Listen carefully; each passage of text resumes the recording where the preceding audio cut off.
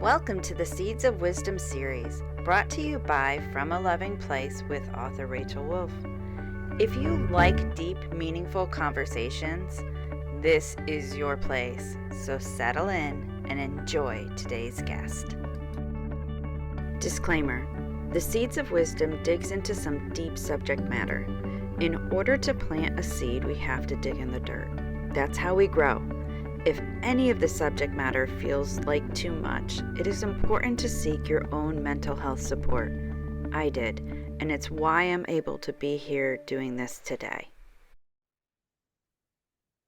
Hello and welcome to another episode of Seeds of Wisdom. We are at episode 31. We're just about over with our first season. And today I'm so excited to bring this seed forward because it's from my friend Angie DeMuro, and it's focus on the good thought. And if there was ever anybody I could see doing this and shining with this is Angie, because I met her online in a Zoom heart wisdom panel that my publisher was holding, Mango Publishing, and she just shined. And I felt her energy from that second, and I was like, I have to know this woman. So I am so excited to have her here, helping to finish up the end of the season. Angie, will you please introduce yourself? Sure. Thank you so much for inviting me and for having me on your podcast. And yeah, it was an instant connection. I was so happy to meet you. So I am a cartoonist. I'm a mom, a wife, and a dog mom to my beautiful sheepadoodle. And I'm also a breast cancer thriver. And I always see my past life, there's always the before cancer, like the BC and the after cancer. And my before life, I wrote and illustrated several children's books. And there may be still some in the future, but my focus really became cartooning through my cancer, a little bit by accident. I was a cartoonist prior to that who wrote about wrote about my life for several newspapers. If you remember newspapers, I don't know if people even still get newspapers now. But I used to cartoon for several newspapers a long time ago. So when I got cancer, it became a natural outlet for me to write about that. And so and I live in an old farmhouse that we were discussing prior. And trying to get everything hooked up and hope my internet worked. So how did you get to the whole seed of focus on the good thought? Yeah, I have to say one more thing. I'm Oh. also a grandma. I almost forgot. I'm so nervous. Okay, so I want to mention that too. A very good thing. Go ahead. Okay. So how did you get to focus on the good thought? I mean, how did you implement that into your life? Oh, wow. Well, that's a big question, right? So I don't have a giant answer for that, except that it became a natural thing to do when I got cancer. But looking back and thinking about this and writing this, because I'm putting a book together about this subject, is that I feel like I was in training for a really long time since I was a child, from my upbringing and just a little bit of my personality, but also having the benefit, which people may not see this as a benefit, but I have family members who are in 12-step programs, who went through some addiction and then are getting well, and in 12-step programs. So I was at a very young age when that happened. So I grew up with I think a lot of optimism, really. That would be the best way to put it. So I naturally, even living before, as a child, before the 12-step help came into play into the family when I was young, I naturally went to imagination. I had a very vivid imagination. So when I say I was in training, it was something I always did. I would imagine things different, or I guess a better way to explain this, I feel like I'm not explaining this well, right? So at one point we had moved, and we moved to a new town, and we actually were, it was my dad's company had put us in a hotel, and we were staying in this hotel. And my mom, it was like she had schoolwork for us, and his company was looking for a home for us. And you could get pretty bored in a hotel as a kid, you know, because we would meet with a realtor to go look at houses and things like that. And this is one of my memories, like being really young, just making doll clothes out of napkins and toilet paper for my younger sister, and kind of using imagination. I often equate it to, like, my whole life it's been like Harold and the Purple Crayon, um using my imagination to create your world. And doing that, I hope I explained that correctly. I feel like I went on No, a I think you did spiral. great. Yeah. But so in kind of growing up that way, and always using that thought, even when, jumping forward, I was a single mom for a long time with my two oldest children. And, there were many points where there was not a lot of money, and just using your imagination to, like, smoke and mirrors, creating a really beautiful home. And, you know, uh, if you follow, most people listening to this podcast are probably familiar with many self-help or spiritual practices. So living your life as if, until you get there, right? Until you get to what you want. And so I did that. I wanted to cartoon. So I lived as if, and then went to a small newspaper with a cartoon about being a single mom. And that was my first cartooning job.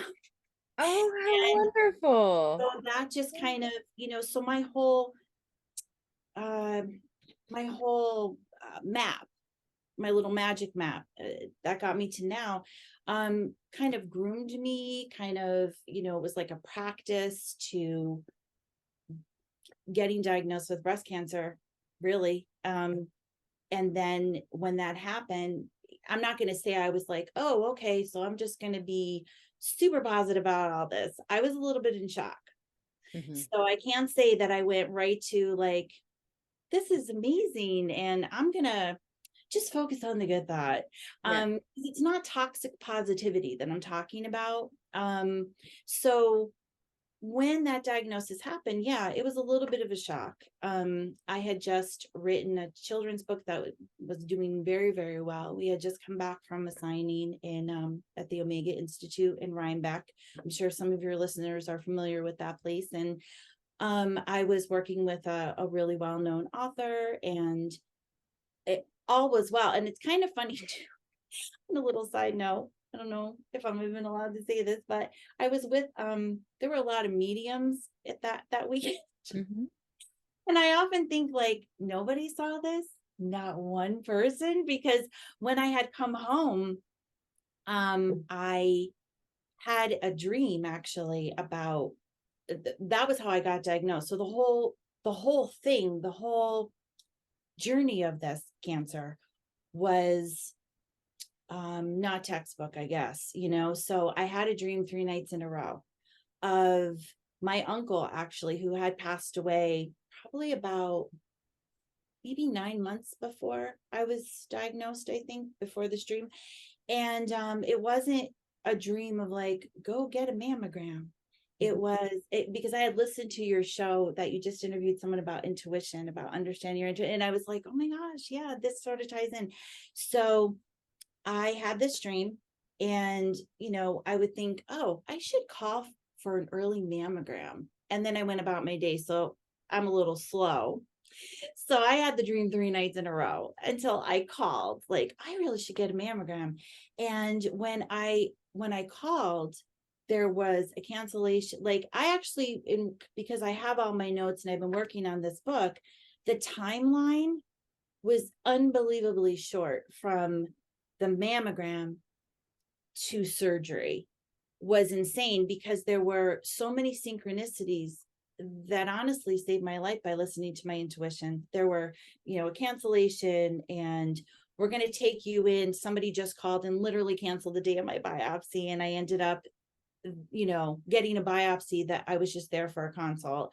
And all of that happened. So I kind of knew something must be up, or I wouldn't have had this dream. So then I get diagnosed. And when it becomes very real and you get that call, it's like, whoa, what the heck? How could this be happening? I read all of the books, and I just was on this book tour, and the children's book I wrote was about loving yourself. And, if you love yourself enough, that there's a belief that if you love yourself enough, then that's, you don't get cancer. If you don't love yourself enough, the things can happen in your body. So I'm like, okay, this was not part of the plan at all. Like, what is going on? And there was about, I had to tell family and friends, and and everybody means well, but fight like a girl. You're going to fight this. You're getting ready for the biggest battle of your life. Stay strong, and we see these t-shirts and all the marketing for it, right? So all of that, I was getting bombarded with a lot of that. It was meant well. It's not that I'm criticizing that. That's, people say she battled, people, a warrior, all of that. Okay. And I've done that. Like, wow, you're so strong, kind of all of that. So it was then that I thought to myself, oh my God, it's that's stressing me out, not even the cancer diagnosis. And then I thought to myself, why would I want to fight and rev up like my cells and, have this fight or flight feeling when I need to rest and stay calm and nourish myself, love who I am. There's no blame. I find, women will write to me after I started writing about my cancer that they did blame themselves if they ate different, if they thought different, if they felt different, and I don't think any of that has much to do with it. I think things happen. We're not designed to be here forever anyway. So and that's not like when you say that and you have cancer, it's not, people look at you like, what are, like, you're giving up. And no, I mean, do I want to be uncomfortable and while I'm here and in pain? No, but we're not designed to be here forever. So I started to kind of think of it that way. And then I had a moment of complete gratitude, and it sort of came over me where I was really, really happy. And this, again, is not, this opinion isn't for everybody, but I became so filled with gratitude that you can't even fake, that it wasn't one of my kids that had this diagnosis, or my husband, or my parents, or my siblings, because people say like, oh, you're so strong. And I have said this before when I've spoken about having breast cancer or how I went through it. I'm not, because I was so happy I got it and not them, because I'm not that strong to have to watch them go through something like this. And it was in that moment of complete and utter gratitude that I thought, okay, if that's how it is, that, one person in this family unit was going to have to get diagnosed with this, maybe that's the universe lottery, kind of, it's our challenge or something we're all supposed to learn from. I'll take that hit. And then I had to actually write an announcement, because I wasn't going to do any more book signings, because I had said, we just came back from this, and my husband actually suggested, why don't you bring back the original cartoon, which was called Angie, that I used to write for newspapers. He's like, I think you should write your announcement like that, make it yours, make it with your, a little bit dark humor, and write your announcement that way. And so I did. And in that first week, I heard from 200 women from around the world saying, me too, me too, me too. Because in that announcement, I said, I don't want to fight. I'm not mad at the cancer. Cancer is just a bunch of cells that grew very quickly in a cluster. That's all it is. And if you break it down to that, it's just our society has made the word really scary. Like that's a death sentence. Hope you're strong enough to survive this. And I didn't want that to be the thing. And I thought, so this is a good way to practice what I preach. And let's just see if I could, through the whole thing, find the best possible thought from exactly where I was at in the moment of whatever was happening. And they weren't all super fun. Like the first time, my first chemo visit, fusion, and they take a very long needle to put into your port. And I was very nervous. Okay, find the best possible thought in that moment. So whatever it was, it could be something in front of you, it could be a memory, whatever that best possible thought is in the moment that you're in the situation that you're at. And that was what I did. That was a really long rambling. Well, I love everything you said, because I mean it really does resonate, because I've struggled with that, and that's where I personally come from. It's where you personally come from. Other people feel amped by that, and that's fine. But for me, I'd be the same way as you, where if I'm fighting against something, that doesn't feel cohesive. That doesn't feel like I'm going to find my peace in that. No, So I completely get your point of view with this, because in situations like this, I try to find the non-anti. You know what I mean though? That's like my version of focusing on the good thought. If I'm in a really tough situation, I don't want to be in that anti thought, because that to me is attracting that same energy that got me there in the first place. It's just yes. that anger, the resentment, it just feeds on that. And so it's like I want to feed on the love. So how can I get closer to that? Even if it's like you said, it's just as good as I can in that moment. Oh yeah, like whatever it is, maybe it's coffee was really good. Looking at like, wow, that chair's pink. I love the color pink. And just it'll start to roll. Like you'll start building momentum and stay with that. And then suddenly the awfulness seems to dissipate. Sure, there's a better word for that, but you know what I mean. No, I So do. Yeah.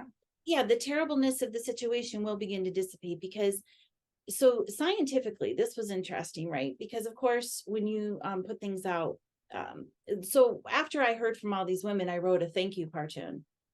Then I heard from more, and then I wrote another one, and then I wrote another one, and then I wrote another, and then it just started snowballing. And I have this group of people that have become my people, and they're on my Instagram and my Facebook, and some I've gotten to know personally, and we write back and forth. But I never planned on being like cancer cartoon girl writing about this.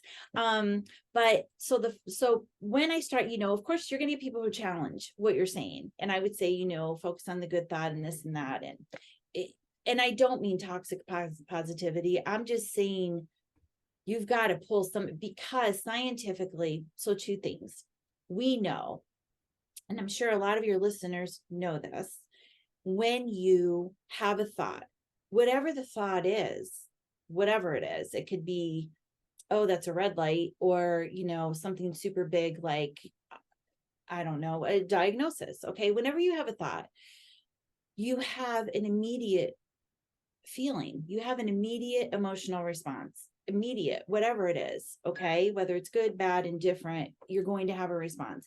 When you have that emotion creates an energy around you. So people that auras or just feeling that energy. I mean, all of that is scientifically proven. It's quantum physics. And when you have that energy, so it's not all woo woo, it's also can be proved by science. Mhm. When you have that energy shooting out, that quantum physics type of thing, whatever you're putting out is what you're attracting. Okay. So the other thing is, you literally cannot hold more than one thought in your mind at a time. And I've had people challenge, like, oh, yes, I can. No, you can't, because you can flip back and forth. But scientifically proven, you cannot. You cannot focus on more than one thought at a time. You may flip to the negative, but you'll start to train yourself to just focus on that positive thing, because the positive, you're going to notice that feeling and that energy and that emotion in here inside of you is going to feel better. Oh, Which is why I even talked about, the 12 steps. So people often like, oh my gosh, that's so, they look at it. Most people who aren't involved or grown up with or been around that type of healing. I'm going to say healing because it's not a sickness. I think it's more it's staying in the solution. Growing up with that aided in this, because you do stay in the solution. So your thoughts stay in the good part. All that's happening around us is in the physical, and you can't control that. I couldn't control getting a diagnosis, but what I could control is how I reacted to it. And I kept like this little force field. It looked like I had a bubble around me all the time, and I would go to treatment alone, not because I would feel my husband would be negative, or he was taking care of our youngest son at the time too when I would go, but it was really important and part of my experiment to create this little nest of healing, where I would bring my iPad and have a fireplace crackling and bring snacks and fancy waters and sliced lemon. I brought like a little cooler, and I had all of my things that felt good. And I created that. And then as I'm getting the infusion, you have people, if when you're diagnosed, and some people felt like you're going to do Western medicine. Oh, you're very spiritual. I can't believe you're going to poison yourself with Western medicine and chemo. I didn't look at it like poison. That sounds terrible. That literally sounds awful. Why would somebody want to poison themselves?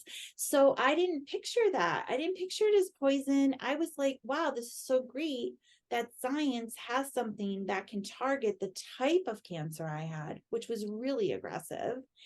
So I'm really happy I paid attention to my uncle's dream. mm-hmm. And which also is interesting. The dream itself, people have asked, and it's even in my chart at the cancer center where I went, like, she had a dream. Was not him saying like, go get a mammogram, or you have a health, like, it wasn't like a burning bush type of a thing. We were in a diner, and he had a very big white cup of coffee, and it was in his left hand. He's right-handed, and he never drank coffee. He didn't like it. So I kept thinking, wow, that was kind of odd. Like, it helped me to remember, but it's like a little magic puzzle. When I was, getting the mammogram and knowing, like when they call you back for the second one, and I'm looking on the screen, and I kind of knew, I was able to see, okay, it's something. It hit me. Wait a second. It was on the left side. He was using his left hand, and it was a big white cup, like a bra cup. And I was like, oh my gosh, it's so if we pay attention, it was all right there, Oh, I love that. So we have to wrap up the first part of the segment, but I know that this conversation is going to get so much deeper, and I'm just so enthralled with this. So, um, if you are not watching on YouTube, go to YouTube at From a Loving Place, and the link will be in any that you're watching. If you're watching on Facebook, it will be in the comments. If you're listening, it will be in the description. So, Thank you Yes, so okay. much because I am so excited to continue on with this because it really is. I mean, so much is it's so powerful. I grew up around 12-step programs since I was 14. So I completely understand what exactly you're talking about because if people do the steps in the 12-step programs, no matter which it was, which is codependence, Alcoholics Anonymous, Al-Anon, whatever it is, adult children of alcoholics, Mhm, it's changing the behavior, generational behavior patterns to shift and do something differently. And you create that generational change beyond what you do. mhm, And so it's an amazing shift that happens. And so to see how it worked for you in this process to be able to face what you're facing, and it was the natural because it had already changed, it mhm. was that natural, okay, solution, you know? And I just love that because you're talking about the thoughts, and it is so important because people forget that our thoughts are perspectives. They're a choice in perspectives. We can look at things a million different ways. That's a choice. Mhm, mhm. It's not about being right or wrong. It's about what we choose for our lives and the Yes. difference and impact it makes on our lives. And I, like you, I always go to like knowing the difference between that energy of love or fear. And my choice and thought, is it in the energy of love or is it in the energy of fear? And I watch that and I become very self aware of which direction I'm Mhm, leaning. So mhm. I can, when I'm not leaning in love, I go, okay, what would love look like here? Yes. Yes. Yes. What you think you are. Yeah. That's it. There's the secret, folks. Well, You hear now. and it's just and it's so many of these interviews that I'm doing, we all go and end up here no matter what direction we're coming from, Yeah. because it really is about where we are steering our perspectives. Yes. Yes. So it's, everybody's heard the glass half full, glass half empty. Mhm, Your life is like that. mhm. You you create your world. It's all perspective and your thoughts. That's what seems terrible to somebody else might be amazing to you, and vice versa. It's you can have any life that you want. People look at that like in terms of, well, I'm going to use health since we're kind of on this subject. Mhm. So, how could you be so happy or grateful and you had cancer and, well, that's awful. I hope you're through it and I hope you're and or the, looking at it is such a bad thing. And it's funny because it was actually, when you're telling your family and everybody was upset, right? Like that's terrible and stuff like that. And my dad was kind of like, you know what? I know you're going to make the best of the situation because you're going to do something with this. That was his response. Like, not that he didn't care about me, but Mhm. he got it. He got it. Mhm. And I thought, yeah, yeah, you know what? I just might. And And the I, thing oh, go ahead. I'm sorry, so the sorry. thing is the key piece of that is you're open to receive it. Because you could Yeah, have chosen to get defensive about that, but you didn't. You were open to receive that. yeah, yeah, yeah, yeah, That's because so powerful. I have yeah, chills all I, over me right now, by the way, everybody. I know I am like covered. we need a water pause. Okay. Goodness. Oh, it's just such a beautiful thing because I love talking to people that get it, Yeah. that get that there's a lot of things that have happened to me. I could have chosen to sit in it and live in the anger and the resentment and stuff, but that doesn't serve me. Yeah, right. It doesn't serve me to do that. And I always have such respect for anybody's journey, however they want to live it. But I don't ever deny where somebody is.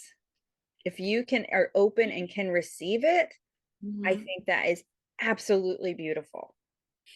You know what? That's a really important point. So if anybody's listening or watching and you have a diagnosis and your comfort is to fight or however you choose to go through it, that's yours. Own it, respect it. I respect that. So also I feel like I need to add a disclaimer.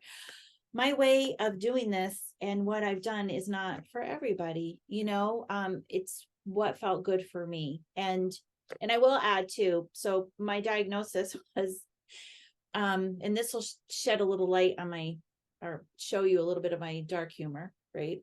um I'm getting my diagnosis. I'm in the oncologist office and they're letting me know the biopsy results. And, they're saying it's PR, like hormone positive. So ER positive and PR positive. And then they, the she teared up a little. Like I'd gotten to know them and I was really not like I was kind of hoping I didn't have to get chemo. Apparently I was more afraid of vomiting from chemo than having cancer. That's a whole other topic. But I don't like to throw up at all. So she's like, it's HER2 positive. So it's triple positive. And I'm thinking, well, that sounds pretty good. That seems like a good one to get. That's like wow, it's my breasts are filled with unicorns and glitter. This sounds amazing. I hit the jackpot. But it was not. That's a very aggressive one, and you need to do all of the things, which I did, and I'm very grateful that all of the treatments have been available to me. They haven't all been fantastic, and I joke a lot about it. Right now I'm in the latter, we're in the last, I think I have a year and two months left where I have to take an oral medication, but that the type that I have to take because of the triple positive cancer has, and just interesting, they play off the side effects, right? So some are more uncomfortable than others, but one that made me laugh very hard is you will have increased facial downy. That sound like it's like baby ducks and like what? No, what it means is you may grow a beard. So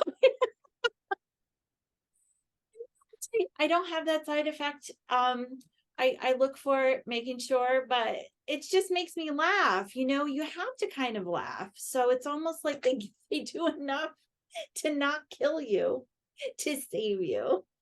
So having the positive mindset, it's almost like a blessing of each thing. A friend of mine who is a healer had said to me, because I was, I had shared with you before we even went on camera, this is not a real tattoo, that this is my lymphedema sleeve. And lymphedema is caused from surgery and lymph node removal, but also medicine I'm taking can add to that as a side effect. And she was like, I was getting a little like, oh my gosh, the hits just keep coming. But then I was really happy to find this type of a sleeve. So she's like, well, just simply bless it. Do what you did when you were in chemo. Like I forgot. And I'm glad that I have friends who are like, they'll remind me, they'll call me out on it. And I'm like, oh my gosh, yeah, okay. So I'm just gonna say, you know what? This is, instead of focusing on these are side effects, because what we keep saying, if I'm saying that, my body's listening. Oh, that must be what we're supposed to be doing, and then all of a sudden all the swelling has been better, it's staying under control, I'm feeling much better, and also the other gift when we were talking about being open and receiving, I have met so many people and stepped into, I talked a little in the beginning about the before cancer and the after cancer, like, oh, that was old Angie. And, the new, it, it's gifts. And that's not a popular opinion. How can you, but it is, because I've met so many people in treatment centers and other women going through breast cancer that have reached out, that have become friends.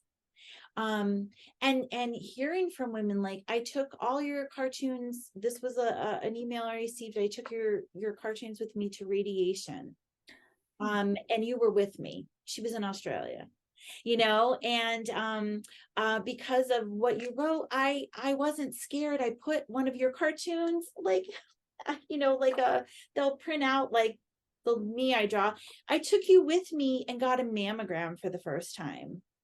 And that is just so like that, this, what we would think of as like, well, that's crap, I got cancer. But it created a connection, but through the cartoons, not just me like, you need to, what I did is I focused on the good that. No, sometimes Mhm. I have crap days and I write about that too. But how I flip it, because we can shift it, like you said, it's a choice. We get to choose. So it's not saying ignore and push back. That's the toxic positivity that you were talking about. Right. Don't Yeah. push it back. It's okay if it comes through. Yep. Hey, I'm really nervous about this. So I tend, I always write like a little note, I guess. Like, it's like I feel like I've gotten to really know some of these people. And I love that connection. It's like this tribe. And so here's a mock-up of a cover. I'll show everyone who took the time to come over to YouTube to hear us. So here's my little mock-up. Oh, I love it. I had thought of calling it Focus on the Good Thought, but you know what? It's simply Love Angie. We're all the same. But I write them notes, and we're kind of in this together. We walk each other through this. And if that's what I was supposed to draw all along, then that's okay. Good. Then I'm glad this happened. So, and it's changed people's perception. Not, millions and millions, but showing up just for the few that write to me every day matters. And they help me. They remind me, so it's funny because I will get letters like, thank you so much, that you write for us. That was never what it was in the first place. It's just It, because we're all one yes. underneath when we go to the core, under the fear, under the belief systems, under all of that. Wow. Yeah. And it was a lot of getting rid of a lot of belief systems, Mhm. and so that's yeah. So I guess when I look at, because I had somebody, and it's always somebody that you don't really know, like a checkout person or whoever, and you just sort of stand there like, wow, you've had so much hardship.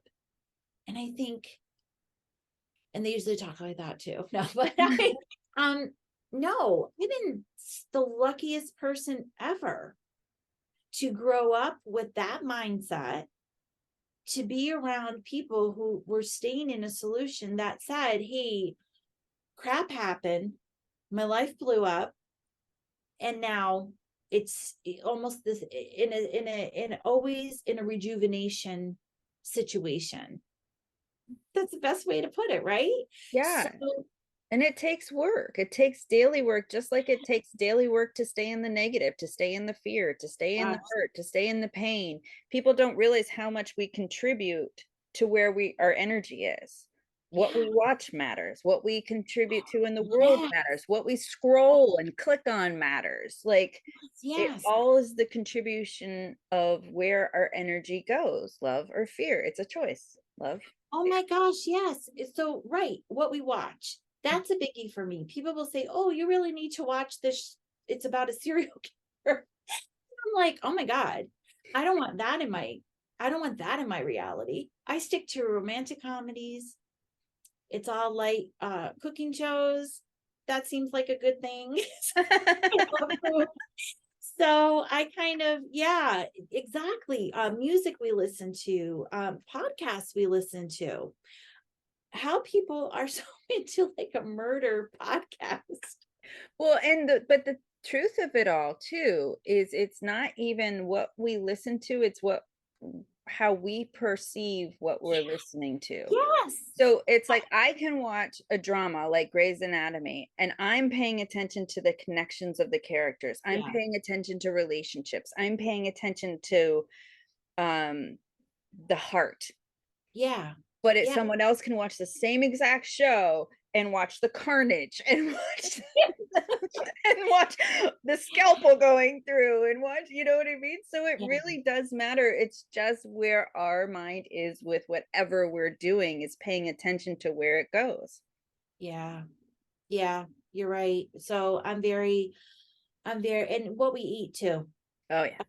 I kind of, anybody who's gone through treatment knows that they will suggest, stick to bland white foods. It, that that wasn't comfortable for me. And what I started doing was following intuition of my body. And this was kind of an interesting little side note too, is whatever I was craving, I would look up the properties of that food. Even if it was something as simple as like, gee, I really want parsley, because I would crave weird things. Mhm.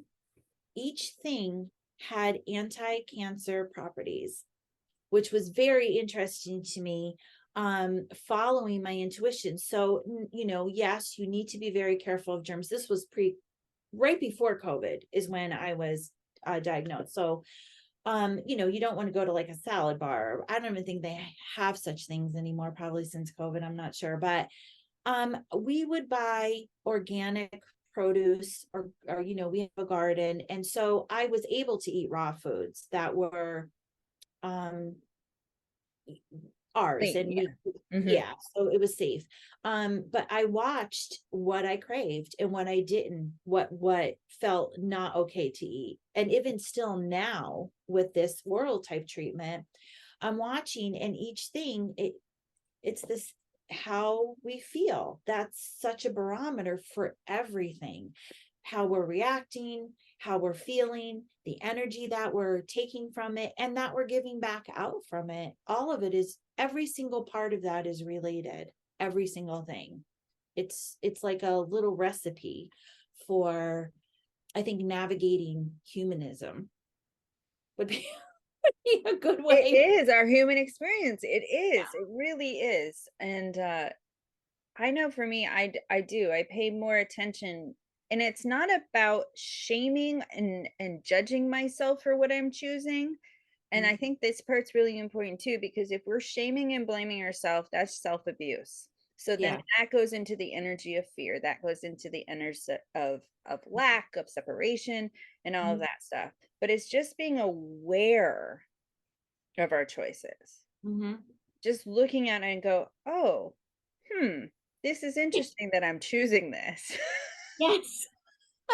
Now listen, Hmm. I'm not always eating raw vegetables. Some days I'm like, I would like a piece of cake, Yeah. and I eat it. Yeah. Does that have power?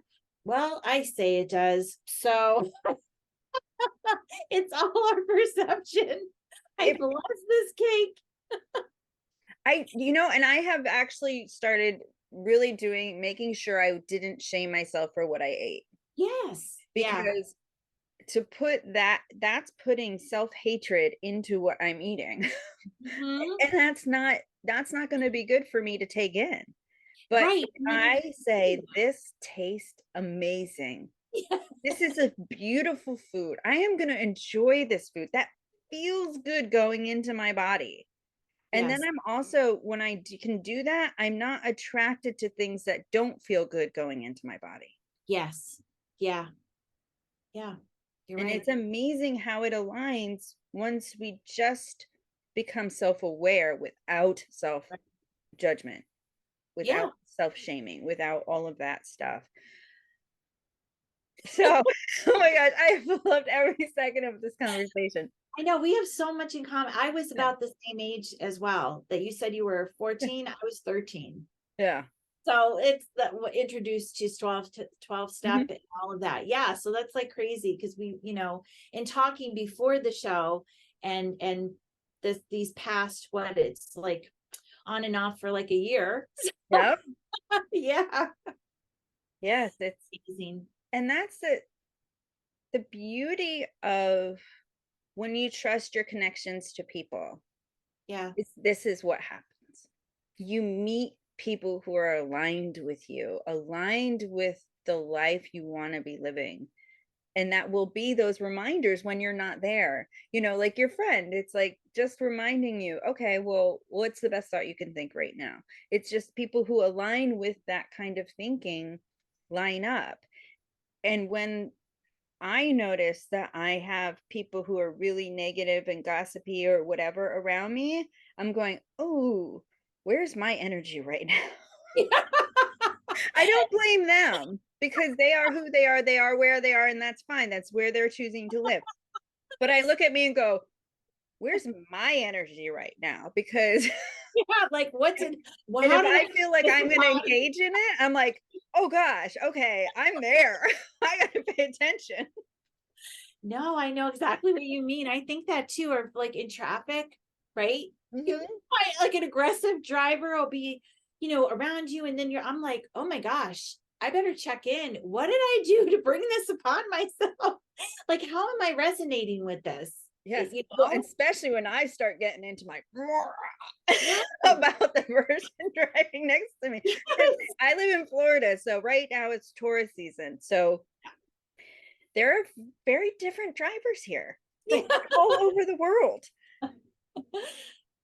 And Yeah. patience is a virtue for sure. And Yes. I could I imagine. can watch myself and go, ooh, yeah, I got to check myself because if I'm contributing to it, I'm a part of it. I Right. can't You're be right. responsible for what anybody else does, but I am responsible for what's going on inside of me. Yeah, exactly. And we can look, we are humans, so Mhm. there's resistance. And I step into what I don't want. I quickly realize it, but then I'm like, oh, okay, well, good, because that showed me that created some resistance and I didn't want that. So I better get back over here. Well, Yeah. and it's the practice. We're always going to be practicing Hmm. because we're human. It's Yeah. all about what we're choosing to practice. We can practice whatever skills we practice, we'll get better at. Yeah, If we exactly. practice clicking on negative things that make us feel miserable, we'll get better and better at that. If we practice at things that make us feel better and better, we'll get better at that. But perfection is not our guide. It's No. living it and seeing it and experiencing going, "Oh, that's interesting." That's my that's that's Yeah. my response. "Oh, that's interesting." You know what? It is a learning curve, but it's also supposed to be so much fun. And if you look at it like that, like, okay, so not that I looked at having cancer as fun, but sort of because I was like, okay, well, you know what? I'm going to try this experiment. It Mhm. didn't mean I had moments of I'm not afraid. I was. It's a big needle. I really was afraid of throwing up like you see in movies of people going through chemo. And I didn't have that experience. I had nausea, but look, they have good meds. So it was okay. But it's again, it's how we choose to go through it, and life can be joyful. It's supposed to be a fun experiment. I believe, I shouldn't say we all, but my personal belief is I picked to come here. I knew already what was going to happen, and how when I look back, going back even to the beginning of our interview, that um I picked all of the things because all of it was needed. My parents, the parents that I have, my siblings, the people that I met, my children, all the circumstances, the cartoon, like the newspaper, like all the stuff I learned rolled all the way up to like, okay, here's what you're going to do. And so I agreed to that. Like, you're going to teach this message, this thought process, this openness. And so, and and I picture like me, like this little soul, like, yeah, this, I agree, this is what I'm going to do. Okie dokie. Well, then we better get you back down there, and we're going to stick you in this situation, and you're going to have this experience so that you can do what you went there to do. And that's how I look at it, because I wouldn't be doing what I'm doing had I not gotten cancer, and I wouldn't be connecting with the people I'm connecting with and making a difference and helping people feel better, knowing they have the power to feel better with their mind. And then, but to get to that, to even have been open to that, I needed all the other stuff from birth and everything that happened. And so that's why when, I'm very grateful. Wow, jackpot. Things are going pretty well. And people have literally said, aren't you afraid it will come back? Aren't you afraid you'll die? Well, no, I'm going to die. I don't Mhm. foresee living forever. That sounds terrible. But no, I'm not, because I guess it would just be part of the plan, and I'll think about that if that happens. Because right now, all is well. It's just right now. And that's another part of it, finding the best thought in that moment, but stay there, and then go to the next moment, and then the next one, and just kind of keep like a practice, like we said, or you had said, it's a practice in staying in the now. Now is the only thing we have control over. Like, that's it. That is your life is now. So what are you Mhm. doing with it? You know? So, and that's it. I just draw my now. I just sit with my it used to be crayons, now it's markers, paints, it's and that's my way to process it. And I'm just really, really, really grateful that it helps other people process as well. And they help me, I help them, and it's this really amazing circle, I guess. So I'm right there with you on that whole thought process. And I always like to remember that people, we only see a reflection of ourselves when we're perceiving what somebody else's life is, or what they believe or what they think. It's only a reflection of our beliefs, our perspectives that we're choosing. So mhm. we're only a mirror to ourselves, which means on the other side is if someone's saying not connecting with us, it's because their mirror doesn't connect. Yeah, right, And it's fine, but it's not about us. When right. and not taking what other people think personally has been a huge part of my life's journey. Is what someone thinks of me is about them. What I think of someone else is about me. Yes, yes. And so I love thinking of it as magnets and trusting when the magnets are brought together, they stick together. But when Mhm. one flips, the energy parts. And trusting when I feel a resistance to someone, trust that. When I feel connected to someone, trust that. So when you share your perspectives of the way you look at things and they connect with mine, it fills me. It fills me with this inner joy that is undefinable. And knowing that I can recognize it because it's in me too. Yes, yes, When I recognize a negative in something, that's in me too. yeah, So it's really being that self aware about our journeys and yes. ours and claiming it. Well, Claiming that this is my journey.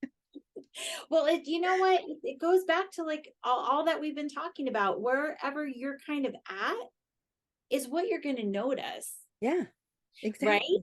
Yeah. there was an experiment I read about, and now I'm forgetting, oh gosh, what book or where it even was from. But anyway, it was pretty much like you close your, so right now look around your room and notice everything that's red and close your eyes. Okay. And now with your eyes closed, tell me everything that was blue, because it's what we're paying attention to is what we're going to notice. So, right, it's wherever you're at, and I want to share this story too, which also I was trying to remember where my dad had shared this with me a really long time ago. As I was young, I was really young. And so probably like preteen maybe or something, but I never forgot this story. And it's all the power of thought. So I don't know where he got this from. So maybe if somebody knows, they could write in and tell us if it was from a book or what. But he talked about, it was an old Native American on a reservation. Okay. And he had this doctor would come and give them care. Anyway, the man had throat cancer, and they would look at him. Now, he didn't understand what the doctor was saying or anything, but every week, I think it was, he would come and he would shine the light into his throat. What started to happen was this man got well. This Native American became well. The throat cancer was gone. And he was so overjoyed that this doctor had healed him. Now, the doctor didn't actually heal him. He didn't understand. What they kept checking was they couldn't believe it was going away, because what he thought was the light was healing him. So I don't know what this is from. I'm sure it's from something, but I never forgot that story. So it's what we think we are. And that's, my husband had looked up, because I'm like, where is that from? What we think we are. And he's like, well, I think you have an abbreviated version. I believe it's a Buddhist quote, right? Mhm. It's very long, but I simplified, and I have it like on my board in front of me behind my computer. But what we think we are, just to keep myself, because like you said, what we're thinking and where we're at emotionally, energetically, is what we're going to notice. We're going to notice in others, but we're going to gravitate toward and surround ourselves with that we think. So when we're, like we were saying, in traffic, and it's a crazy nasty driver, or you're somewhere and somebody's cranky, and you're kind of like, oh, why am I in this situation? It's check yourself, because it's not them. They're just being them. It's something in us that we're noticing it, we're gravitated toward it, and we're in that situation. Yep. You And know? we have the energy. If we're agitated, that energy's inside of us. If Yeah. if we're at peace and if it doesn't bother us, it's not inside of us. Yeah. So it's really our body tells us. There's all is it tightening, which is fear, or is Yeah. it expanding, which is love? It's what is your body doing in the moment too. Like me when I couldn't get on. I had no connection to the internet. And then I have my computer and I'm like sweating, my ears are red, and I'm like, oh my God, don't start recording. No. Right. Yeah, it's Oh my it's goodness. this amazing, beautiful thing just to be aware. And I love what you said, the best thought in the moment. It's the Yeah. best thing I can think of in the moment. And that's Yeah. Because you have something, you can always find something, whatever it is. It's different and it can be really tiny. It could be anything. If there's a plant in the room, go to that. Start there. Start by the fact that you're breathing. mhm. Our family had a family friend, this older woman, and she used to say, it's a good day if you wake up. And so go to that. Start Anything. Yep. there. There. You can start there. I woke up. I opened my eyes. Okay, it's up from here. So, right? Yep. So Oh, Angie, thank you so much for this amazing conversation. I knew that when we finally were able to do it, it was going to be amazing. It So, was enjoyable, thank very you. enjoyable. So, if you are listening, if you are here, trust and know it's because you're meant to be. So, thank you so much. Thank you. Make sure to follow the links that accompany this episode. You will learn a lot more about today's guest and see what they have going on now. You will also get all the links to follow them on their journeys if this seed resonates with you. Come back next week for another Seed of Wisdom. If you loved what you saw or listened to, don't forget to subscribe to the channel.